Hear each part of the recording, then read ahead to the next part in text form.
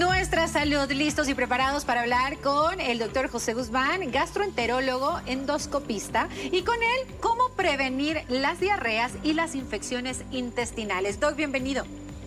Gracias, bueno, nuevamente feliz de estar aquí. Hoy voy a pedir un deseo porque estoy en medio de dos hermosas mujeres, así que muchas gracias. el deseo para el día de hoy. Bueno, sí, efectivamente vamos a hablar de diarreas y asociadas a la alimentación. Entonces es bien importante, el 80% de las diarreas están asociadas a consumos de alimentos que no llevan un buen procesamiento. Por ejemplo, que no cumplieron una buena cadena del frío, que no cumplieron una desinfección adecuada. Y eso va a generar síntomas que son normalmente agudos.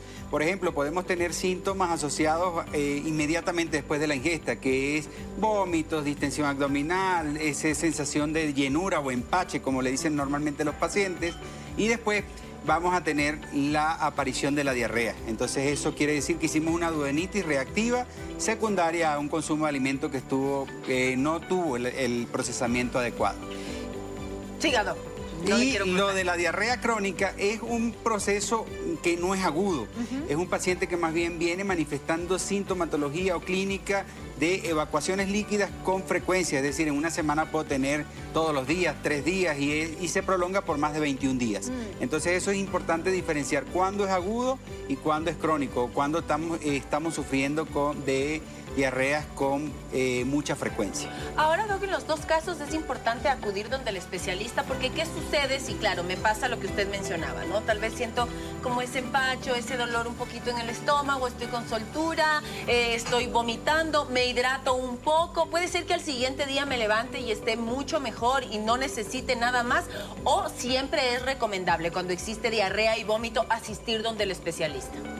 Bueno, eso va a depender del grupo etario. Por ejemplo, si son pacientes que están en edades extremas, pacientes niños o adultos mayores, ahí lo recomendable es ir siempre con el médico. Ahora, si es un paciente que tiene buena condición física, podemos hacer hidratación, se usa ahora mucho probióticos.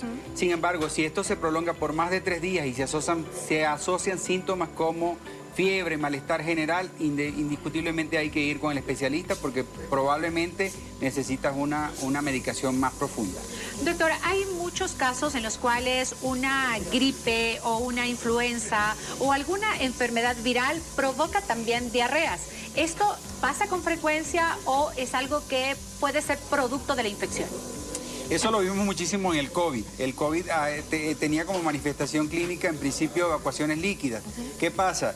Sí, en las infecciones virales tenemos afectación de muchos sistemas, sin embargo los virus son autolimitados y igualmente el tratamiento va a ser el tratamiento sintomático. Si hay diarrea podemos parar diarrea, si hay deshidratación podemos hidratar al paciente.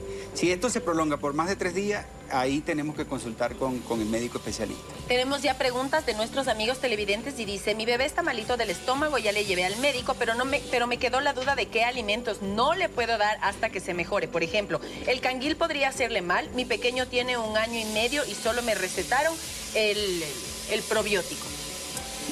Importante el tema de la alimentación porque nosotros tenemos que evitar las frituras, las comidas con condimentos, el ají o el picante, los lácteos y lo que produzca gases, brócoli, coliflor, col de Bruselas, col.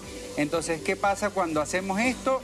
Vamos a ayudar a que el paciente mejore mucho más rápido. Entonces, eso es importante, la alimentación. En el caso de su bebé, el canguil no le recomendaría, está dentro de los granos.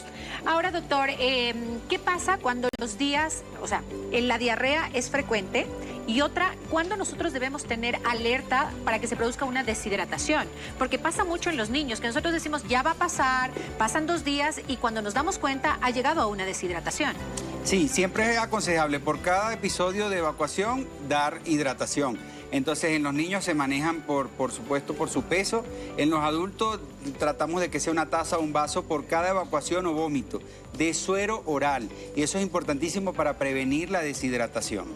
Qué importante es lo que acaba de decir, porque nosotros decimos, no, ya esperemos a que sea un poquito más grave, esperemos a que sean 3 días, pero no le has estado dando agua, tampoco le has hidratado, entonces empiezas a tener esta descompensación y el cuerpo es tan sabio que avisa, ¿no, Doc? Así es. Hidrataciones Dios mío, o sea, de verdad que ahí sí uno tiene que correr al hospital porque de verdad que sí es terrible.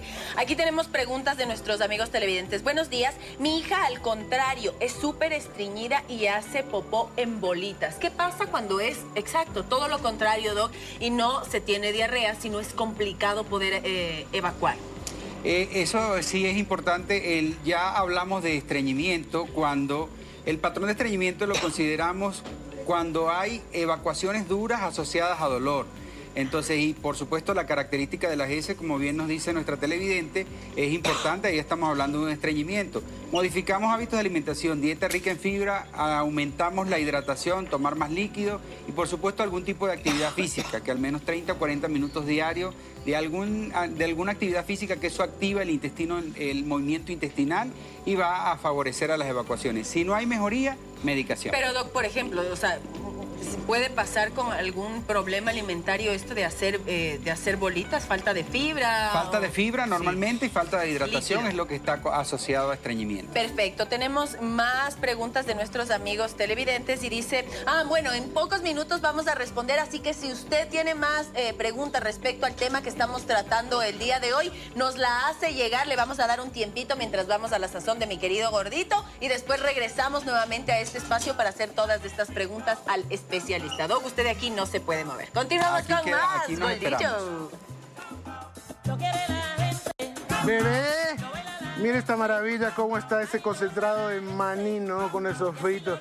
Aquí esto hasta para un bollo, ¿no? Aquí el verde rayadito con esta maravilla, concentrado el maní súper poderoso, y ahí el pescadito, el camarón, lo que quiera, hace hasta el bollo con esta maravilla de maní que tenemos. Pero mire, las papas prácticamente están listas, ya le voy a incorporar acá, y ya la guata está cocida, ya la sacamos, tenemos este caldo maravilloso con un color lindísimo, sin olores fuertes, no huele fuerte aquí la cocina ni nada por el estilo.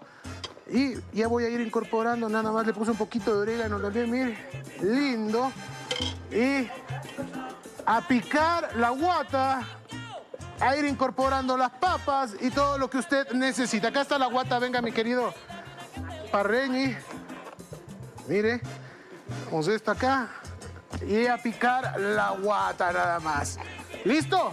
Maravilla, entonces. Acá tengo un cuchillo que sí está un poquito más afilado. Vamos a ir cortando la guatita y ya ir combinando absolutamente todo para luego complementar con cilantro, con culantrito, el huevito duro y nuestro aguacatito. Son las 10:43. Miren, ¿no? Ya está suavita la guatita. Linda. Picada chiquita, ¿no? Vea. Chiquita, chiquita la guatita. Listo, mi querido Chenco, yo estoy ready por acá. ¿Qué desea? Volvemos a nuestra salud, queridos amigos. Volvemos a nuestra salud. Me quedo aquí cortando. De hecho, lo mejor es dejar esta parte abajo, ¿no? Siempre cuando estamos cortando esto, esta parte para abajo, ¿no? Esta parte para abajo, ahí se corta más fácil, pues porque esa parte tiene que quedar para abajo para que sea más fácil. Mire, jefita. Mire, claro, más si tenemos uno de esos cuchillazos que hay aquí. Miren esa maravilla. Así nomás me quedo picando para ir incorporando toda nuestra preparación. Volvemos a nuestra salud, bebés. Y quiero recordarles que ustedes pueden llevarse una consulta y además un diagnóstico con esta máquina que es de verdad lo máximo, un InBody para que puedas saber cómo está tu cuerpo y además para que no vayas a ciegas, porque yo creo que si conoces la estructura de tu cuerpo, tu masa ósea, cómo están tus huesos, cómo está la parte de líquidos, si tienes retención de líquidos, puedes hacer un mejor proceso para cuidarte y mantenerte mejor. Así que sí, eso comentando el último video donde el gordito está haciendo ejercicio. No, ¿por qué no trajo la maquinita de InBody? Hubiésemos estado aquí en hubiese fila, tenido, ¿no? exacto, aquí hubiese tenido harta paciente. La próxima semana les voy a traer y vamos a hacer InBody a todos. ¡Ay, qué incluido por ahí. Sí, lo máximo, de verdad. Lo que, si usted no tiene mucha idea de qué se trata, de verdad lo que se está regalando, lo que el Doc está regalando en este momento es maravilloso, porque va a poder conocer en su cuerpo lo que uno ni siquiera se alcanza a imaginar, ¿verdad, Doc? Sí, que es bastante súper bueno. profundo y es súper sencillo, porque es solo como pararse en una báscula, agarrarse de una cosita y esperar a que Diosito salgan bien los resultados. Pero este regalo, por supuesto, solamente si usted va a TikTok y comenta en el último video donde nuestro gordito está realizando ejercicio. Ahora sí, Déjeme respirar, porque hace un rato me atraqué. Continuamos con más. Y dice, buenos días, una consulta para el doctor. El cambio, a ver, déjeme abrir bien aquí, por favor. Dice, ya, el cambio de dosis alta de metformina a una persona de la tercera edad con prediabetes de 500 a tomar 850 miligramos 2 veces al día le ha provocado evacuaciones frecuentes. ¿Es normal hasta que el cuerpo asimile la metformina? Está con síntomas ya 2 semanas desde que empezó su nueva dosis. Sí, es bastante frecuente esta sintomatología asociada a la metformina. La metformina es un hipoglicemiante oral. Entonces quiere decir que va a evitar que el azúcar que consumimos pase a la sangre. Se queda en el intestino y como ese azúcar que queda en el intestino va a arrastrar agua y además las bacterias van a hacer uso de esa glucosa que queda en el intestino y van a producir gases, distensión abdominal, ruidos que son bastante incómodos. Lo que se hace ahí es reajustar dosis. Okay. Entonces debería consultar con su médico para tratar de bajar la dosis y empezar en escala para que no haya tantos síntomas digestivos.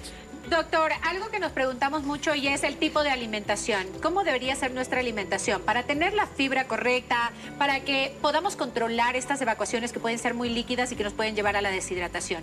¿Qué alimentos consumir? ¿Los granos nos pueden ayudar, por ejemplo? Importante esa pregunta porque, por ejemplo, cuando hablamos de fibra, diarreas, lo que restringimos es fibra, porque la fibra no se absorbe y entonces eso va a arrastrar agua más bien y va a seguir el proceso de diarrea. Entonces, ahí en las diarreas tratamos de evitar la fibra. Más consumimos fibras en pacientes que tienen tendencia a estreñimiento o evacuaciones duras. Entonces, las fibras siempre están en los vegetales, en las frutas, en algunos alimentos, por ejemplo, que ya se le añade fibra, como por ejemplo el pan, el arroz integral y muchos de estos alimentos que sean integrales, pero eso en casos de pacientes que tengan tendencia a estreñimiento. Más bien, en las diarreas tenemos nada de fibra.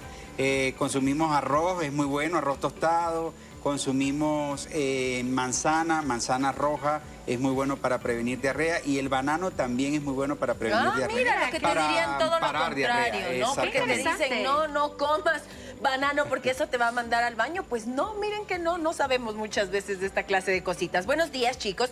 Una consulta para el doctor. Mi hija tiene 25 años y siempre que come fuera de la casa le sienta mal. Tiene problemas intestinales. Me recomendó el doctor darle probióticos. ¿Con qué frecuencia hay que darle? ¿Se puede consumir todos los días? Definitivamente los probióticos están cambiando el mundo y yo los uso muchísimo. Pero hay que ver qué tipo de alimento está generando la diarrea, porque a veces cuando comemos en la calle, cambiamos mucho el tipo de alimentación. De repente en la casa comemos mucho asados, ensaladas, más sano. Y cuando vamos a la calle comemos frituras, comemos comidas altas en condimentos y eso probablemente es lo que está generando la diarrea. Otra cosa que puede generar diarrea es que los alimentos no hayan sido, no cumplan con la higiene necesaria o que no cumplieron la cadena de frío necesaria. Entonces eso también pueden ser alimentos que estamos consumiendo en mal estado y pueden estar ocasionando diarrea. Perfecto. Dice, buenos días, una consulta. Tengo colon irritable y el médico que me atendió me dijo que era por estrés y no me mandó ningún medicamento para tratar, solo que camine y una dieta como no tomar leche, pero quisiera algo como para poder regular siempre. Tengo diarreas en la mañana, siempre cuando se levanta. ¿Eso es normal? Eso no es normal y ahí estaríamos hablando de si tiene mucho tiempo, un síndrome intestino irritable pudiera ser, necesita control con algún médico especialista. Ah, eso es importantísimo. Tengo una pregunta más. Dice, buenos días, por favor, una consulta para el especialista. Mi bebé el próximo lunes cumple 5 meses y normalmente hace deposiciones 1 o 2 veces al día, pero lleva 3 días haciendo diarrea, como 4 o 5 veces al día. No sé cómo tratarle y qué medicación debo darle. Es un pequeño que pesa 7 kilos. Bueno, al ser de 5 meses probablemente está en periodo de lactancia materna. Eso tiene que ver mucho con los alimentos que está consumiendo la mamá, si es lactancia materna exclusiva. Y si no, tiene que ver la ingesta de lácteos o del alimento que le está dando a través del biberón. Aquí tenemos otra pregunta y dice, buenos días, gracias por el tema que están tratando. Por favor, ¿me podrían identificar, Doc, usted avísele, si una niña de 11 años puede presentar síndrome de intestino irritable? Mi nena tiene episodios de diarrea y de estreñimiento. ¿Qué es lo que puede hacer? Le recetaron probióticos, pero no veo ninguna mejoría. Sí, efectivamente, el síndrome de intestino irritable antes estaba reservado para adultos, ahora ya estamos viendo en pacientes jóvenes. Yo la semana pasada vi 2 pacientes, 15 años, ya con síndrome de intestino irritable y asociado a estrés escolar o en el colegio. ¡Wow! Dios mío Qué santo. importante esto que acaba de decir el doctor, porque hay muchas cosas que se manifiestan a través de nuestro cuerpo y están relacionados con estrés, ansiedad, y eso pasa mucho en esta época del año, Doc, porque es cuando está Exámenes. terminando el ciclo escolar. Así Entonces, es. los niños empiezan a estresarse porque se van a quedar a supletorios, porque no han cumplido con la nota. Tanta angustia paga precio el estómago, Sí, Doc. pobre Sí, estomaguito. incluso hasta nosotros como papás a veces somos los que generamos la presión. Justo estaba con uno de los pacientes, lo sacaron de fútbol sus papás porque iba en las materias no tan bien en las calificaciones y eso ocasionó que el chico esté presentando bastantes síntomas digestivos. Definitivamente a veces nosotros, no solo los profesores, sino nosotros como papás Así también. es. Buenos días, doctor. ¿Cuál sería el tipo de probióticos que una persona que tiene gastritis puede tomar o síndrome de intestino irritable?